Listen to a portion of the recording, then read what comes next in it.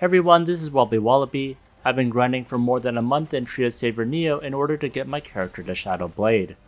I finally made it to level 58 to unlock the promotion quest, and I'm currently fighting this epic dragon boss. I've been enjoying this game because the pacing and progression is good. You can see big improvements in your power in instances, the boss battles are challenging, and you have various ways to get stronger. So I don't feel like I've hit a plateau, and every day I feel like I'm getting stronger, which is also fun. Right now I'm at 607,000 power. I have spent about $40 and grind about 1 to 2 hours a day. By the end of this video, let's see how high I can get just by showing you my tips and priorities. Now if you're gonna spend in Trio Saver Neo, I'd highly recommend Huawei AppGallery, which is my sponsor and also the service I use to save money and get a lot of free stuff. AppGallery is Huawei's official app store with thousands of mobile games available for download with exclusive rewards and cashback offers. Click on the link in my description to download AppGallery. To take advantage of all the benefits, make sure you register an account with Argentina as the country. For phone number later on, you can still use your own country's phone number. However, if you had AppGallery account before, you can change the settings via Me,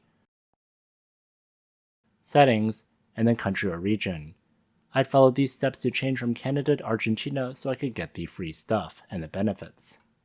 You'll also be asked to install the HMS Core, which is required. And in case you had previously downloaded Trio Saver Neo, uninstall it or there may be conflicts. You can bind your Trio Saver account to an email so you won't lose your progress when you reload it on the AppGallery. So what benefits do you get? Users that install Trio Saver Neo from AppGallery for the first time will be able to claim a free $1.98 coupon. In my link, you can open it in AppGallery and then click Obtain. Then you'll see $1.98 as a coupon so you can buy things for free in-game. This is especially good to get the Gold Cat for the first time purchases, so I'd highly recommend you take advantage of that. For example, here I buy the Rainbow Gems. It costs less than $1, and then I can choose that coupon that I had redeemed to basically cost me nothing. So this is a great way to get free stuff right away with AppGallery. There is also a coupon code for getting free gifts. Click Obtain under Free Gift Code, then get the code via the Claim button. Go to Settings, Basic, and Redeem Code, and put in the code. Your character does need to be above level 16 to have the Redeem Code functionality. Also, for purchases, you get 20% cashback coupons. For example, I make this purchase and I see PayPal gives me 20% cash back for future purchases. After the purchase, I go back and see 10 cents for my future purchase. If you want to see these cashback coupons, go to Me, Username, Payment and Purchases, and then Coupons. Also, AppGallery is available not only on Huawei phones, but on Android devices and Android emulators. I'm using an Android emulator right now to show this. So if you want to get awesome discounts on Trio Saver Neo and get a lot of free stuff, then try Huawei AppGallery today. So let's begin by showing my character's power overview. My top 3 are equipment, Catpal, and cards. I'll go over all 6 factors and discuss my tips and priorities for each. First is equipment. If you're tight on time, I'd highly recommend you do the gear rift at a minimum each day. This is the best way to get gear for inheriting stats. I've also gotten gear for other classes which I sell in the exchange, then I buy my own class specific gear. Now inheriting stats is a great way to build your power. For example, here I put dodge to my new pants, and I had bought those pants from the exchange. I did pay for the monthly pass, which I think is worth it for the gear rift giving an extra 2, and that's one of the privileges you get in addition to many other ones. And getting the light gems helps a lot too. Also, you can buy gold gear from the Gear Rift currency, but there is a note that it will not have a lucky leaf lore, which is what you want in the end. The most expensive one will cost you 270, and that allows you to get a lucky leaf lore, so save up for this.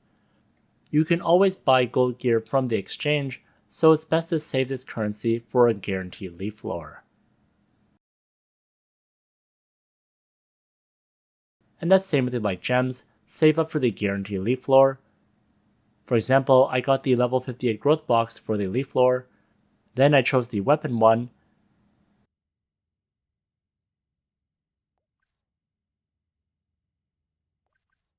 Then I leaf floor switch to my weapon. It adds a lot of crit and strength.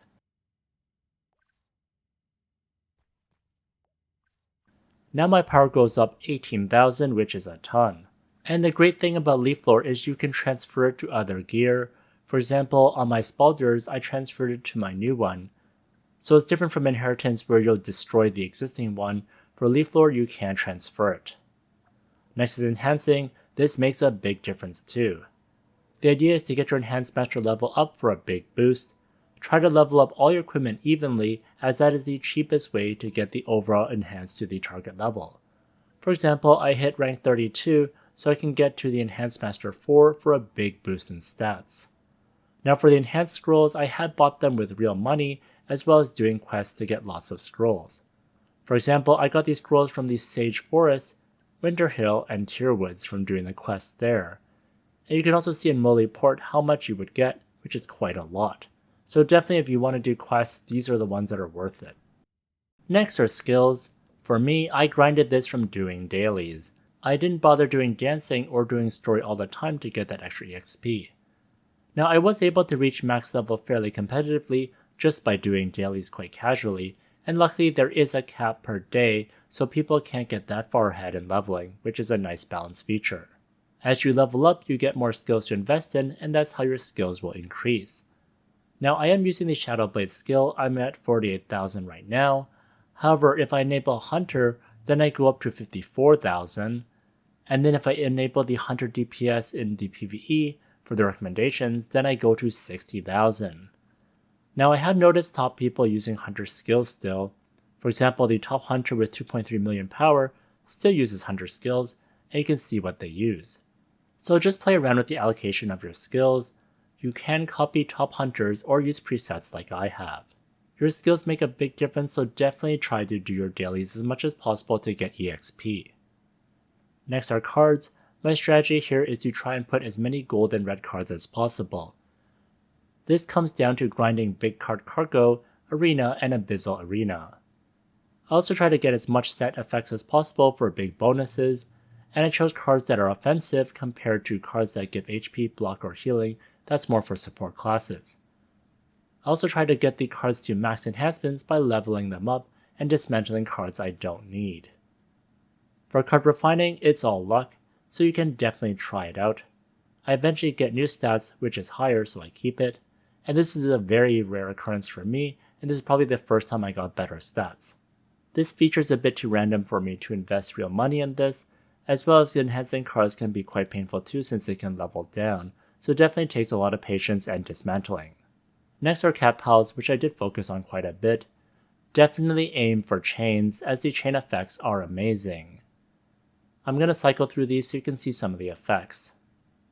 So even though I'm using all gold cats, the chain effects make it worth it, and I've definitely leveled up these cats as a result. Unfortunately, you do need duplicate copies from Rolling and Gacha to evolve it, otherwise they cannot use chain. So although I do have the Bamboo Boss Nemesis, which is a red version, sadly I only have one copy so I can't do chain combos, which is why I haven't invested in this too much.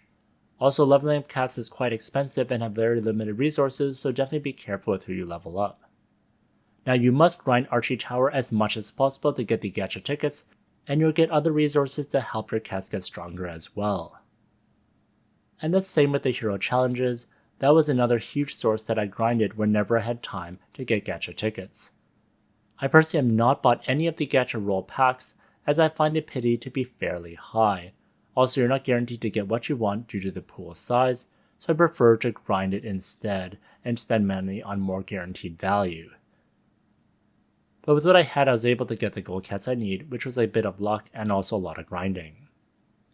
Now, also as part of the hero training, you get one gold cat of your choice, so you can guarantee one evolution so you can chain. I use this on teammate since some people consider her high tier to evolve her. I got my first teammate from the beginner pack on release that gives her for topping up for the first time. Next is Phantom. I honestly didn't invest enough time on this one, so it's definitely low power compared to everything else. I'd say this is one of the biggest mistakes I made. I couldn't clear Yggdrasil Temple, so I thought I was doomed and missed many days of this. But eventually what got me to actually beat floor 1 was the level 50 growth pack, which gives you 2 ruins. That allowed me to heavily boost my fun guard so I could clear the first floor and finally make some progress. Leveling up ruins makes a huge difference and a huge power level boost. So if your phantom progress is blocked, I'd highly recommend you save up your gems for the level 50 growth box. Now I was tempted to buy Duma from this pop-up, but that was $50 and seemed like a lot for a phantom. So I didn't get it, but some people think it's worth buying since getting Duma from a drop is very low, and also this is very limited time as well. After this offer goes away, you don't really get it again ever, so sadly you have to make the choice right away, and I chose to ignore it. But luckily, even though I was super late for Phantom, it didn't affect me too much. Phantom transformation saves me occasionally and adds a lot of damage, but unfortunately it doesn't last forever. Your own weapons, skills, and Catpals are still more spammable, which is why I focus on that. For Phantoms, you also have to invest time grinding shifting space to get resources to get your character stronger. Now finally is fashion. This is one I least invested in. In Homestead, I did spend some time to unlock the tailor and to make some stuff, but this home and farming simulator really isn't my thing, and it takes a ton of time. But the good thing is, even without investing a ton of time here, my power isn't too bad, so personally I think this is the lowest priority. If you have spare time, then you can invest more in this so you get stronger, but personally I just don't have the time to. So now as part of making this guide, at the end of this video I'm now at 639,000, which shows you that you can keep progressing each day, and I hope these tips helped you and the priorities as well. And I look forward to seeing you next time. If you enjoyed this video, please like, comment, and subscribe. Here's a video that I'd recommend, and if you want more Trio Saver Neo videos, check out this playlist over here.